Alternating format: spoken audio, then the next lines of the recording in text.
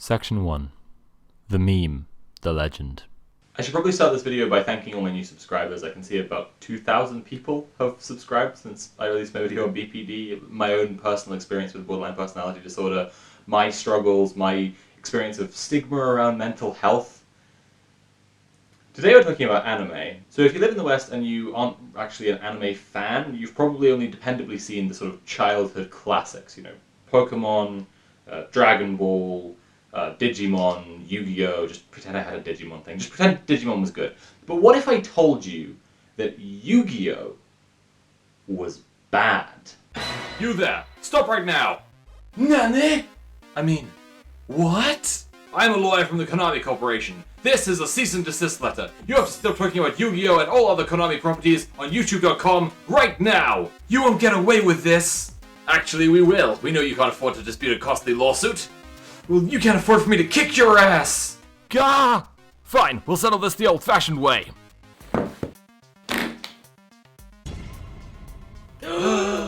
Standard rules 4,000 life points, and if you lose, you have to cease this video essay immediately. Fine, but if you lose, I'm gonna send you to the fucking Shadow Realm. Gah!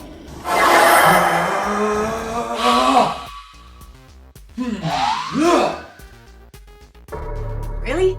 That's your dueling outfit? Yeah, it's comfy. I summon Time Wizard in attack position. Get him, Eric! Go on, Eric, give him what for.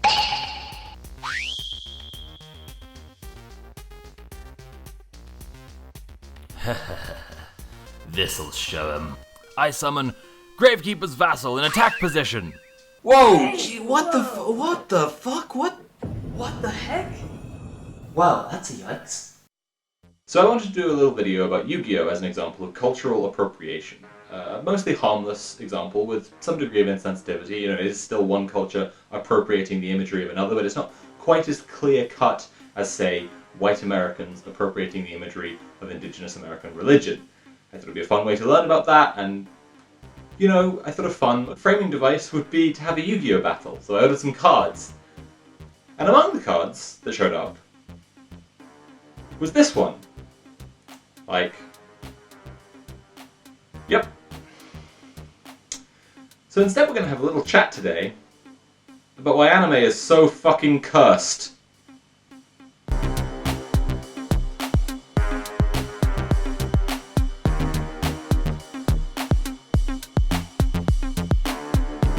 Let's examine this idea. Anime is cursed. There are several compounding factors on what is essentially just a popular internet meme.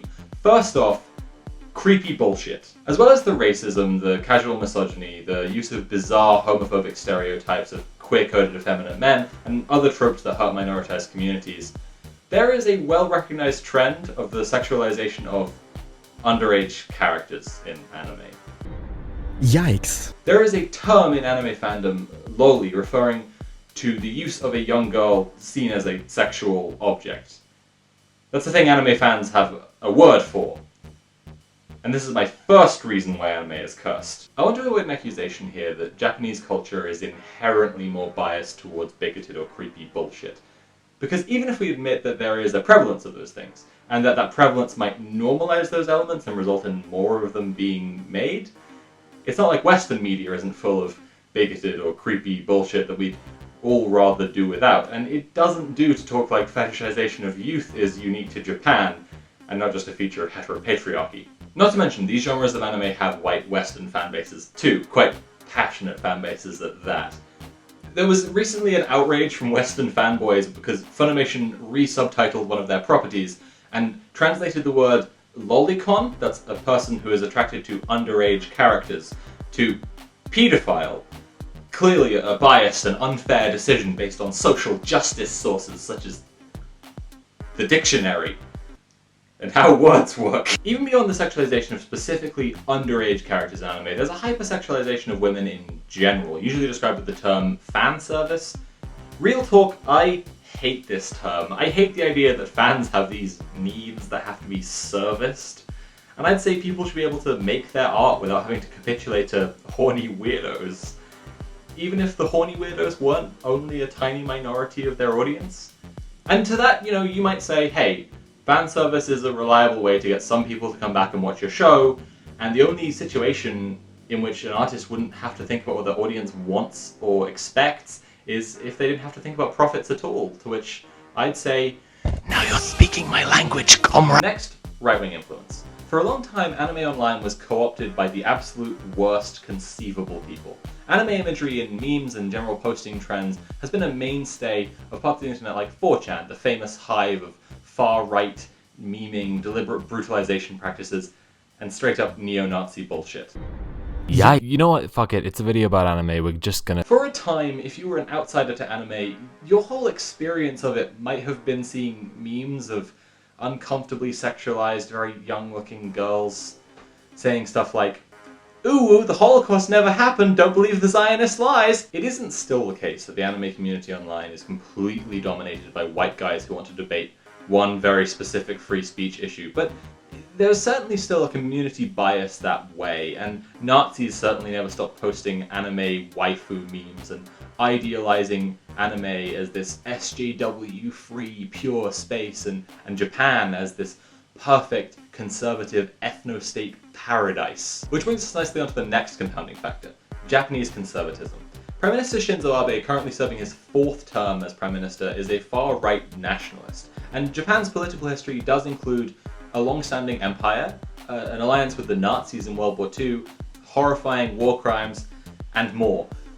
That alliance with the Nazis, by the way, feeds into the representation of Nazis in Japanese period media in a lot more of a friendly way than we're used to in the West. And that should probably be a compounding factor on its own, because we can all agree that representing Nazis as okay people is implicitly cursed as hell. The last factor to consider is that anime is somewhat of a pulp format. There exists a mainstream in publishing, and outside of that, a huge variety of relatively independent, relatively low scrutiny works. In a situation where there's little scrutiny, there is room for people to really push the boundaries of the format and experiment with new things inside the medium. And there's also room for, well, frankly, lots of awful garbage. As Dan Olson put it, anime can be considered a pulp format alongside indie games and webcomics. And in my opinion, this is where you can see a lot of the same crowd in the audiences of video games, comics, and anime. I think there's very little value in saying things like, Japanese media is usually bigoted, rather than saying this piece of media has these problems, or this is how bigotry creeps into media and causes problems. It's unhelpful and divisive to say Japanese as if Japan is the problem, and we're better than them. It lets us off the hook. If you were to make an observation that was like, the problematic nature of American media centers around tacitly supporting modern white supremacy, whereas British media propagates racism through historical revisionism around the empire and colonialism, then I'd be like, hell yeah, that's a useful comparison. However, the other half of the sentence, Japanese media is usually sexist, is, and Western media is not. Worse than that, the sentence is probably, Japanese media is usually sexist, and normal media is not. Going back to my America-Britain comparison, one of the ways that Britain gets away with stuff is by pointing to America as the more racist example. I think it's pretty useless to say things like, America is really racist without comparison, even if we can all agree, and I think we all can, that America is really racist. They're running concentration camps. For the love of God, contact your representatives. We look at anime in this way from a Western perspective, and honestly I find it a little hypocritical to point to the worst examples of anime as problematic when we, as a culture, produced Gotham. You're a hypnotist, right? A hypnotherapist. Ah, therapist. It's a funny word, therapist. It can either mean therapist or the rapist. So...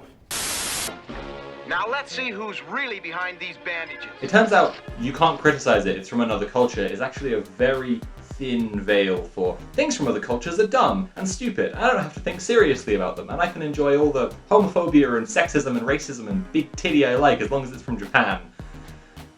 So I guess I need to convince you to take anime seriously in order to show you there's a problem.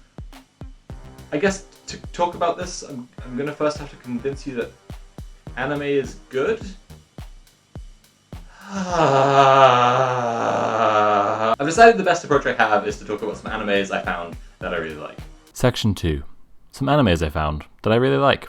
I knew I needed to make this video, so for the last couple of months I've been watching a lot of anime. I already have a bunch of hot takes I'm really bursting to share, so I guess there are just going to be more anime videos on this channel from now on. I also think it's a good idea for me to explicitly examine my perspective as an outsider to anime, because that's what I am.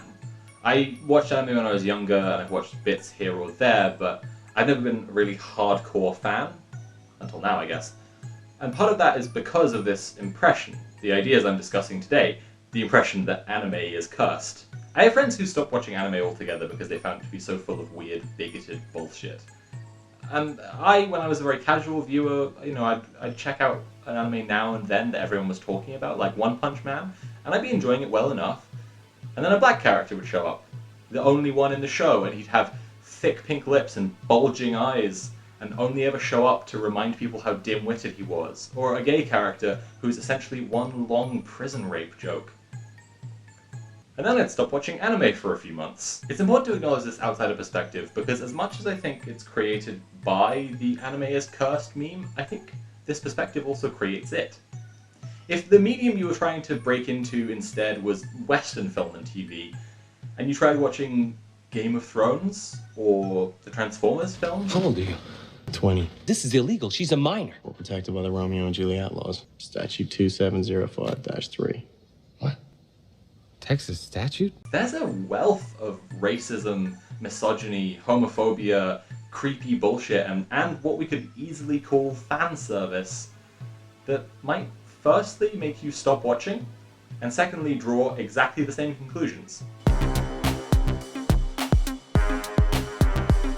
Frankly, I only got my first console in years, a little while before starting my channel, and I wasn't much of a gamer for a long time because I didn't have time or money, and then I conveniently neglected to mention that for a while because there is a very unpleasant attitude towards fake gamers and casuals. I don't mind coming into a medium as a relative outsider because I'm confident there will be a lot of engaging, interesting stuff I'm going to encounter. What I do mind is when people who describe themselves as the real fans of the medium virulently deny that their medium is actual art.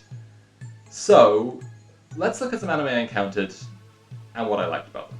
Neon Genesis Evangelion is a pretty seminal piece, and as you watch anime that was created after it, you will see its influence everywhere. It's about a teenager called Shinji who gets a job at his dad's company.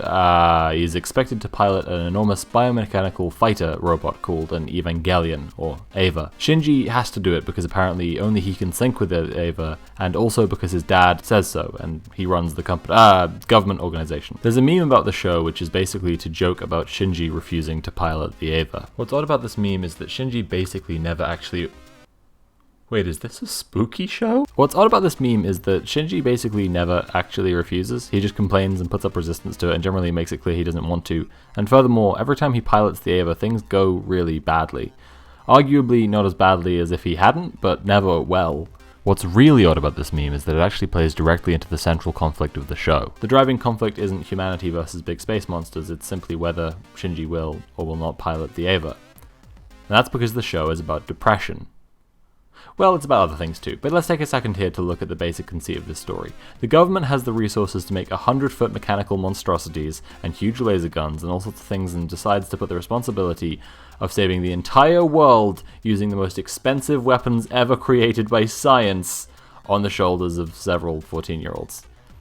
That might be like a metaphor or something. The show is all about the conflict around Shinji being expected to take on this incredible responsibility to pilot this big body and do incredible things. The Evas themselves can be seen as metaphors for the expectations of society, the weight of living up to your parents' legacy, the day-to-day inability or ability of a depressed person to just get up and face the day, and more. There is also, in case you don't know, a pretty incredible story about the creator of the show, Hideaki Anno, and his response to poor response from fans who didn't care about the subtext or thematic meaning of the show.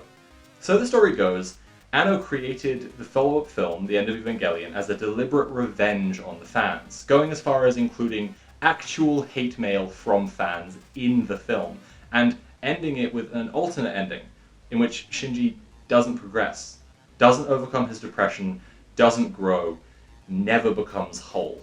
Incidentally, this is the one instance in which Shinji actually refuses to pilot the Eva, and when he does, the world ends, and he winds up trapped in a cold, uncaring world, unable to affect any change at all. If you want the full details and some discussion over the validity of this story, Dan Olson has an excellent video on this. But for my money, this story, true or untrue, brings out something excellent about the meme Shinji refusing to pilot the Eva. Our memory of Shinji is such that to call someone Shinji would be an insult. He's a half-formed person. His abusive environment has left him unprepared and incapable. He hates himself and everyone else around him, until he grows past that in the show, and not in the movie. The fans who hated the ending of the show are Shinji, not just in the sense that Shinji is an audience insert, but in the sense that if Shinji refuses to pilot the Eva and doesn't grow and learn to take responsibility, he becomes a person trapped in a ruined world, unable to do anything but hate himself and everyone else. Mocking Shinji for not piloting the Eva, even though he does pilot the Eva, paints a picture of a person who never grew and never learned to understand the struggles of others. Devilman Crybaby is a bold show. That's the best way to start in describing it. The animation style is at once consistent and also continually novel. The characters are deep and intriguing and thoroughly human and believable, and the story doesn't flinch in going places that others wouldn't. It also needs to be said, this show is a wild ride. As the series unfolds, you find yourself deeply invested in these characters and you really hope nothing bad will happen to them, and then lots of bad things happen to everyone. And then in the final act, you realize it was about fascism the whole time. Okay, wait, don't go away. I know this is coming from me, but this is what the show is actually about. I don't just mean this because an explicitly authoritarian regime rises to power in the final episodes of Devilman. Fascism isn't something that just happens in this show, it's what this show is about. The story is a careful study of the way that the toxic elements of human socialization creep into our beliefs, our relationships, our politics, and become fascism. The final line of the show, a moment where a character who has been cold and unfeeling finally expresses grief and distress, reframes the whole story retrospectively as a beautifully apt metaphor for the way that fascism measures every person against a perfect ideal and closes in a tightening circle, eliminating everyone wrong and bad until there is nobody left. Also, the show is extremely gay. Mob Psycho 100 is poorly named. It's about a boy who you can very plainly read as being autistic, called Mob, who also has psychic powers, who is on a 0 to 100% scale at any moment towards an emotional outburst where his psychic powers will reach new levels.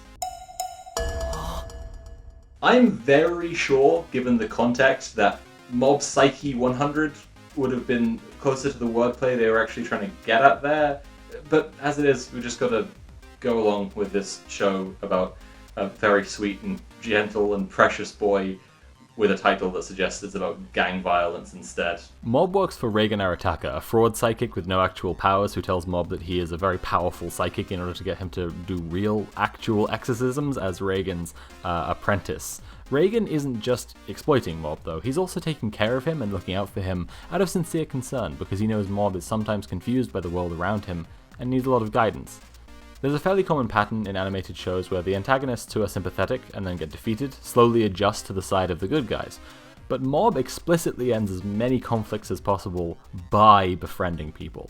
In Season 1, he resolves the season arc conflict by trusting an adult and not giving in to expectations that he, a child, has to handle everything. And in Season 2, he defeats the big bad by explaining that friendship is good and it's a good thing to have people around you who mutually trust and support you. I have a hot take here. If you like the show Better Call Saul, there is a 100% chance you will like Mob Psycho 100. And not just because Reigen Arataka and Jimmy McGill are the same character. They are. But because it's about characters in a dog-eat-dog world who have hearts of gold and just want to help each other. Mob Psycho 100 became easily my favorite anime and is contesting the spot for my favorite show of any kind. It's about a gentle and sweet boy who doesn't want to fight anyone and just wants to help and has trouble keeping all his big feelings inside. Mob is very plainly autistic, and as I pointed out in my last essay, the stereotypical portrayal of autistic people is as cold, emotionless robots, whereas Mob's constant struggle is to rein in his emotions and learn to deal with them. The show also paints him as sweet and curious, and because of this, Mob Psycho 100 is powerfully uplifting to watch. What more could you want? If your answer was for the show to be deeply aesthetically stunning, then you're in luck. This is one of the best drawn animes I've ever seen. The show plays with different styles in a way that really elevates the animated format in my opinion. It's normal in anime to sometimes mess around with the levels of detail on a face or body when illustrating different emotions, but Mob Psycho 100 uses entirely different art styles and levels of construction for this effect, sometimes using fully painted shots, sometimes using photographics, sometimes reducing the drawing down to only pencil, and occasionally mixing the styles within shots while somehow maintaining one cohesive aesthetic. Also, Mob is my precious son and I wish he was real just so that I could give him a hug, and I'm definitely doing a video about him really soon because I can't not. So what can we learn looking at these examples? Well, firstly, that I'm clearly a huge fan of the screaming, crying boy genre of anime, but secondly, that these are all pieces of art with fantastic portrayals of the human condition, and mature themes, not just in the sense of being an edgy boy and showing big titties sometimes, but in the sense of asking questions that might make you uncomfortable, or presenting ideas about the way the world works and standing unflinchingly by them. But this isn't a good way for me to make my arguments here. I can't just list anime pieces, that's not sensible, otherwise I have to weigh and judge every anime in existence. So that's why I have friends! Yeah! Here's why Gurren Lagann is great. I'm Abasai, and here's why you should watch Fully Cool. Here's why Neon Genesis Evangelion is great. Okay, here's why Cardcaptor Sakura rules. Hi, I'm Joe, and this is why you should watch Fullmetal Alchemist Brotherhood. Paranoia Agent is a 13-episode series that centers around a mysterious string of attacks by a shadowy assailant, given life by one character's need to escape reality, and given power by the subsequent spread of rumors and collective fear.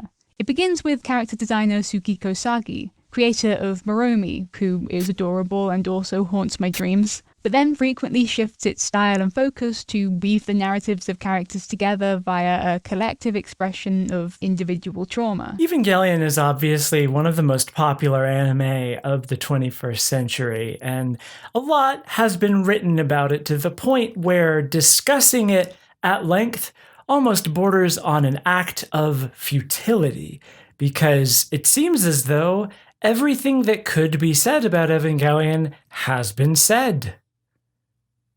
So let's say something else. If you know anything about Evangelion, it's that it's a kaleidoscopic psychodrama about depression and loneliness and the pains of growing up, and also angels and giant mechs fighting each other in Tokyo. But what you might not know is that Shinji Ikari, the protagonist, is a closeted trans woman.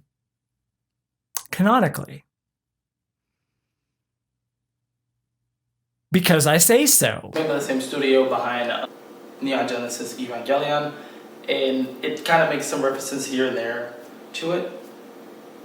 Just like little nod, kind of poking fun at it, and sort of poking fun at its fan base, especially, sadly, those of us who kind of think that it means something. First of all, as much as Sakura is a capable and smart and tough girl, the show seemed to focus a lot on her worry and her confusion. She was concerned with really trying to do things right, a sort of antithesis to Sailor Moon's constant urge to nap and eat donuts. Where do I even begin? Fullmetal Alchemist Brotherhood may initially seem to be your fairly standard shonen fare, but I really think there's a few factors that set it an arm and a leg above most other things in the genre. First of all, the animation. Studio Bones did a really great job on all the fight scenes, and everything else, to be honest. It's really great. The supporting cast. It's full of like all the characters, even the minor ones who you only maybe see a couple times an episode. Really like fleshed out. They feel very human, which is great, especially considering a point I will get to in a second.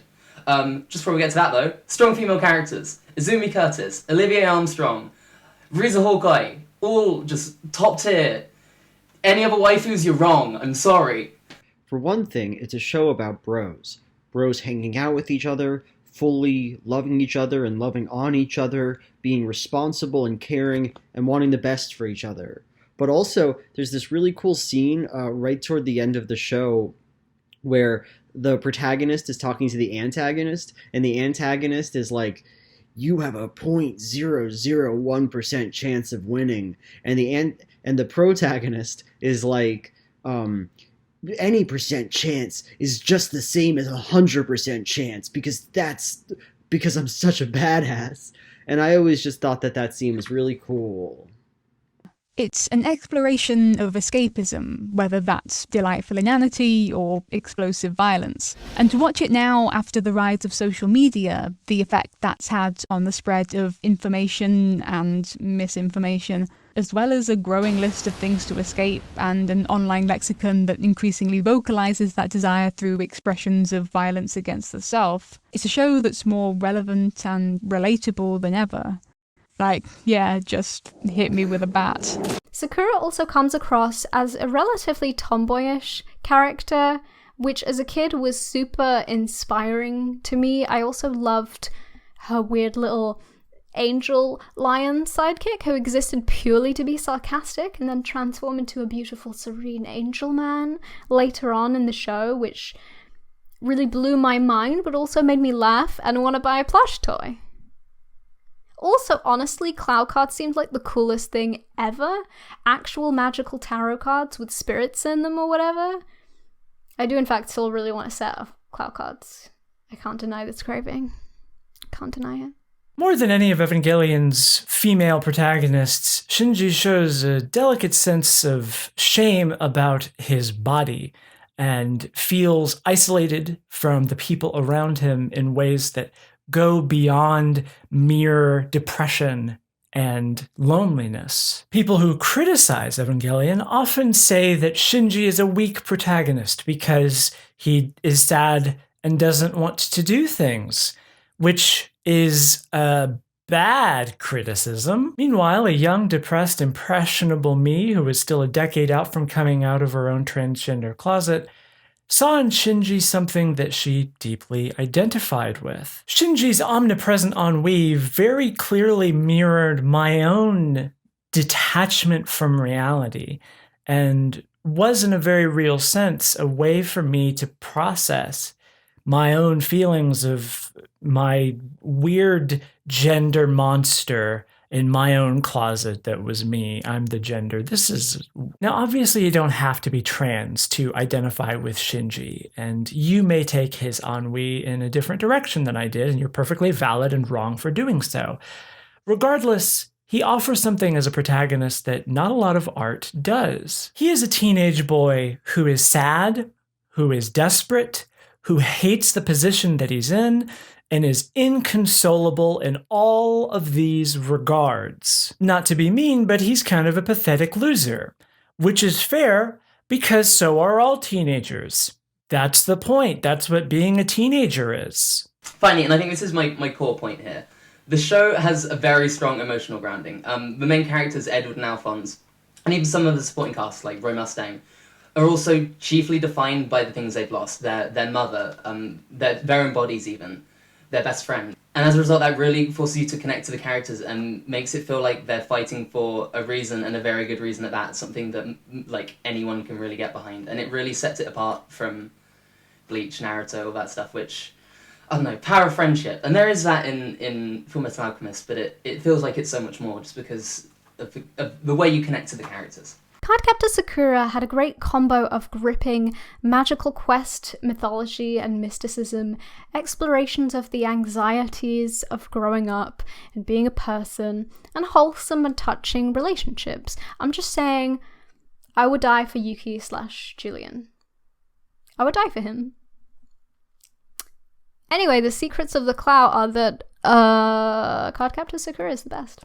But anyway, it's a mainstay in my anime repertoire because it's such a good and tight story. It's abstract yet fairly concrete.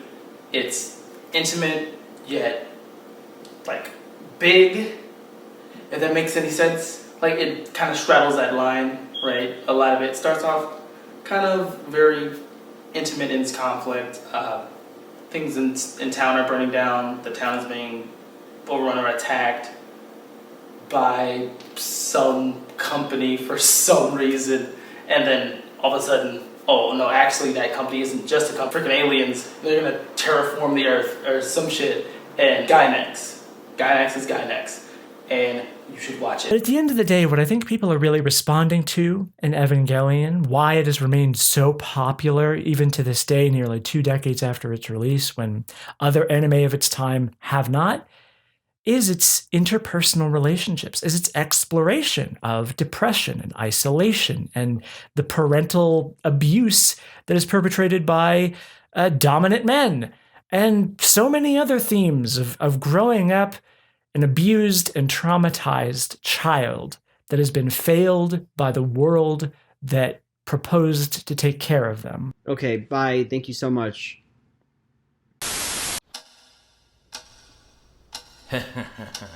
I've got you now. I attack your What Kiwi with Gravekeeper's Vassal and destroy it. Now I attack you directly with Gravekeeper's Oracle.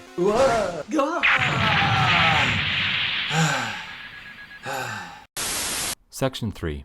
Rambling bullshit about art. I think it's worth taking a second to talk about the dimensions of media. What I mean by that is the different elements that make up a medium. For example, in video, there's the visual and the audio elements, but also what designers call affordances, the relationships between the properties of a product and the abilities of the user or consumer of that product. For example, books have words and we can read, therefore books afford being read. But something that differentiates books from blogs is that books have physical pages and we can turn pages. Therefore books, as opposed to digital media, afford having their pages turned. Let's look at two different media executing a nearly identical concept. In the end of the prestige drama The Sopranos, Tony Soprano is dining with his family and then the show cuts sharply to black, leaving a possible interpretation that Tony has died. In Saga Volume 7, the final pages directly following a death are entirely black, save for the words, "and then," on the first page. 6 A4 pages of total pitch blackness. When you're watching The Sopranos, the TV show has audio and visuals and you have eyes and ears, so the show affords watching. And watching is such a different act to turning pages that the experience executing this near identical concept is something else entirely. When The Sopranos cut to black, many people reported thinking their TV had broken. When you read the end of Saga Volume 7, you know from that first of 6 pages, and then, that this is all there's going to be. Blackness. However, you have to keep making the choice to turn the page to show yourself the rest of those empty, black pages. I wanted to consider the dimensions of a medium in order to point out that essentially this is all a medium is. There can be implicit biases in a medium, for example in terms of accessibility for disabled people. This is an ongoing discourse around video games. But animation as a medium doesn't have implicit political or cultural biases. So there's a media aspect to anime that needs considering, but also a cultural one. Anime is, of course, the subset of the animated medium relating specifically to Japan. Japanese culture and anime will always play off one another and influence one another. And so I think we need to consider that comparison between Japanese and Western culture that I was discussing before. The comparison between Western media and anime is fairly clear to see through the live-action Netflix adaptation of the anime Death Note, a show about a high-achieving student who is granted the ability to kill anyone by writing their name in a book while picturing their face. In the Netflix version, Light Yagami, the high-achieving student and flawless godchild, becomes Light Turner, a loner loser kid who everyone hates and who hates everyone right back. In his introductory sequence, he is shown telling a bully that because he is technically a minor, if the bully hits him, he will go on a list as a logical proof that the bully can't hit him. The bully, of course, just hits him. The psychology of this character is pretty interesting, because just like Light Yagami, he is emotionally stunted and believes in an absolute system of morality. But he can see that system of morality isn't being upheld. And then he gets the power to kill anyone he wants. What would this story, centering on an American high school student, have to say about loner loser kids who are suddenly granted the ability to kill anyone they want? At the end of the story, L, the genius detective, deviates from the anime version of L in one crucial way. He has a page of the Death Note, and he's very clearly going to write Light's name on it. This character, who seemed just as dedicated to bringing killers to justice rather than killing them, now has access to the same weapon as the killer did, and is going to use it to enact vengeance and enforce his system of morality that he believes in. What does this tell us about the availability of highly effective lethal weapons in American society? The thing about this adaptation is that while it doesn't really stay that close to the source material, it seemingly doesn't aim to. It's a cultural translation, rewriting the story to make it work better as an American version of the same core concepts. The live-action adaptation is essentially a cultural translation, but the fact that a live-action adaptation is considered necessary at all is itself a cultural translation. It reflects the attitude that we have in the West that animated media is less serious, less artistically valid, and should just be for children. Lots of anime has been shown to children in America and Europe because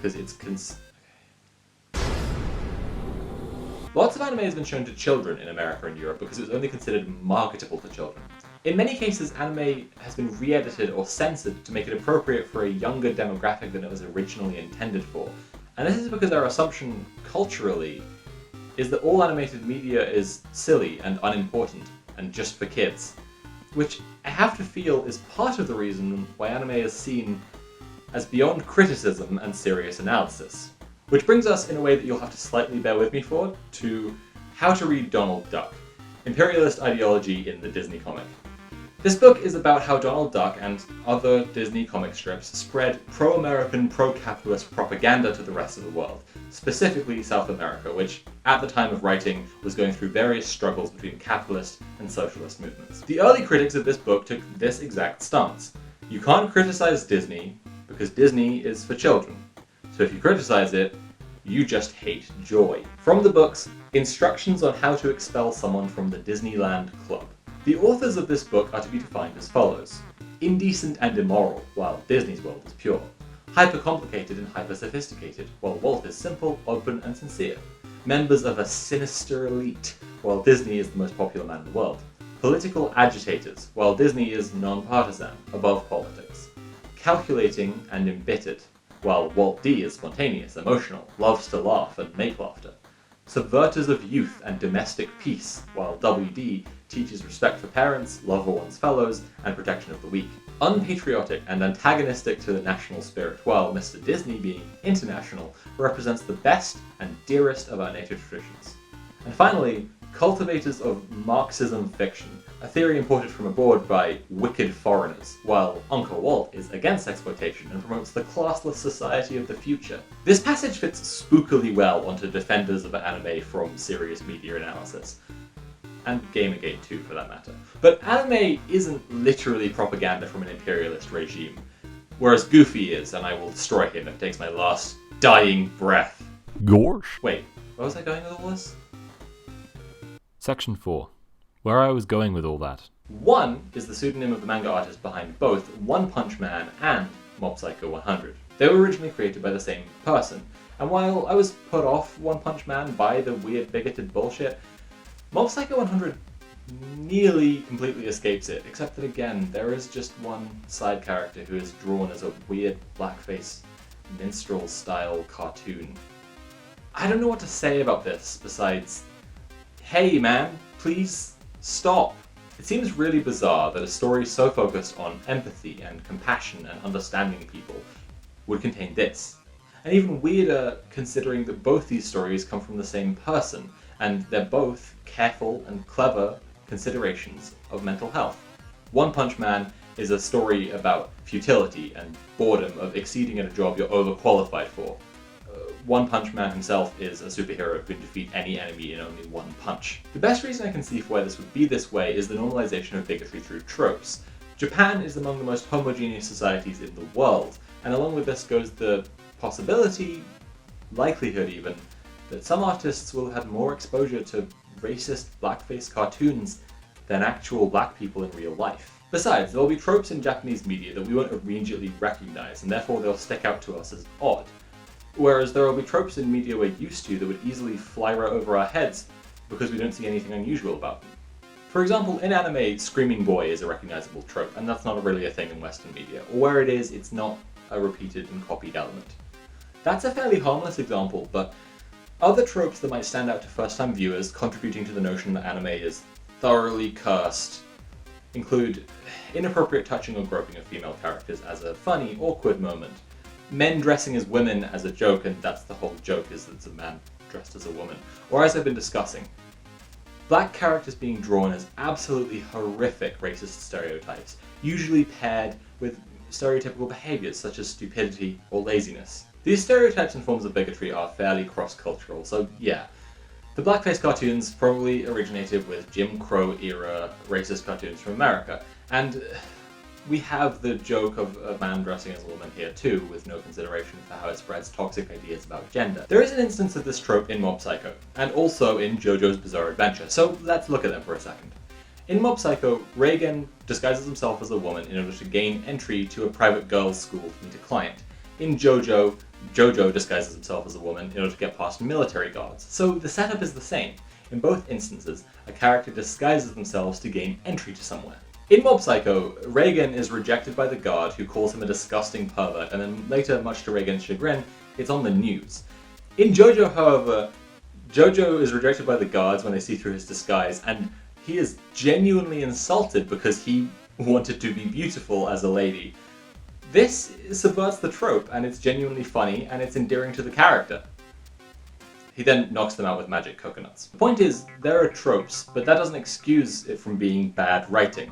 There are examples where people write something and it's in line with the trope, but it's still enjoyable and good writing and doesn't hurt anyone. But look, why do I want to talk about problematic elements in media I like? If I like Mob Psycho so much that I'm willing to just ignore the shitty parts, why talk about it at all, right? Why do we do the SJW woke policing? What do we as media analysts hope to gain? Well, the simple and obvious answer is that bigotry in media hurts people and makes their life genuinely harder.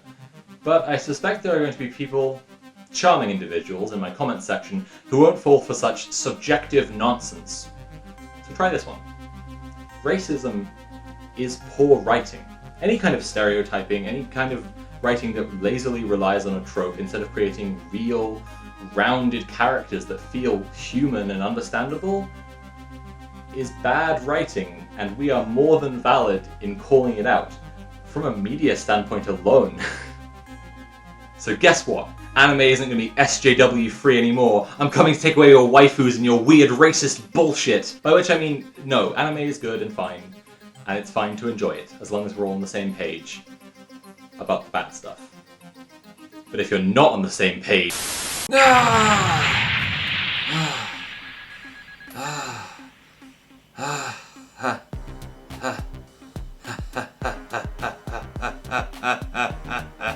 Why is he laughing? He shouldn't be laughing.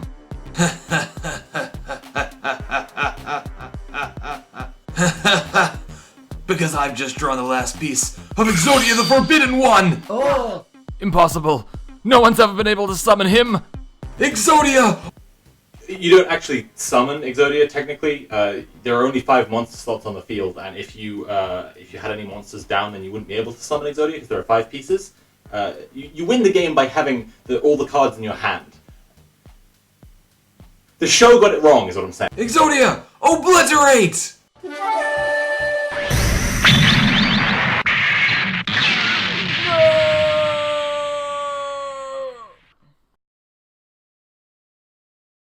Was that a clip from the actual show? What are they going to do? Sue us?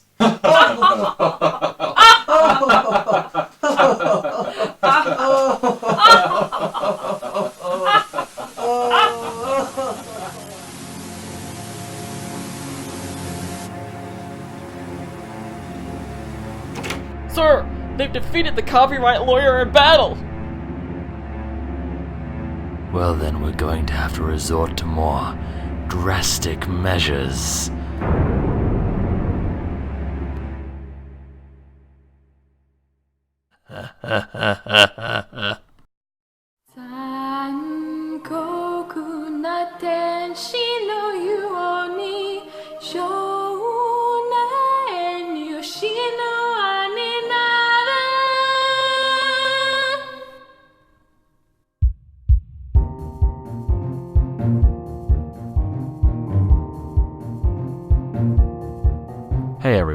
This month I'd like to recommend you subscribe to Tash Reynolds, who has a fantastic video about fan service that actually helped me write this video, as well as a video talking about their experiences with bipolar disorder that they made after watching my video about BPD. I'd also like to recommend Tony, who makes really entertaining and incredibly moving pieces by redubbing anime. If you're familiar with the concept of anime abridged series, then you know what Tony does, except Tony does it unlike anything you've ever seen. I'd like to thank Han the Man and Bathymetrics for the wonderful music they make for this channel, and Natalie for the cover that you're hearing right now. As well as Joe, Ash, Natalie and Harry for all starring in my anime nonsense, and Finn for doing sketches for these credits. Not to mention my wonderful Patreon supporters who make this all possible. And you, the viewer, for watching all the way to the end. See you next time.